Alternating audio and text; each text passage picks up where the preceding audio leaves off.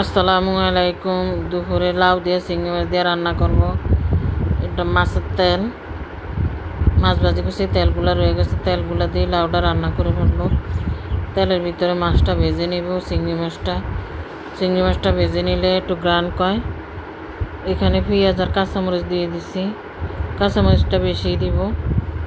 এখানে হলদে গুঁড়া দিয়ে দিলাম, লবণ, অল্প পরিমাণ মরিচ গুঁড়া দিয়ে দিলাম, রসুন দিয়ে দিলাম, চেঁচা রসুন, অল্প একটু পানি দিয়ে মাছটা কষিয়ে নিব।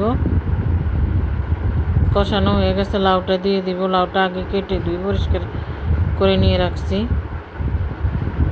আবার উল্টে লাড়তে ছাড়তে হবে।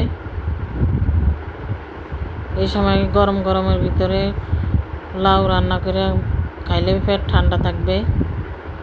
লাউটা হয়ে গেছে, এখন বাগার দিয়ে নিব, তাহলে আরও স্বাদটা বেড়ে যাবে। সব ভালো থাকবেন। আল্লাহ।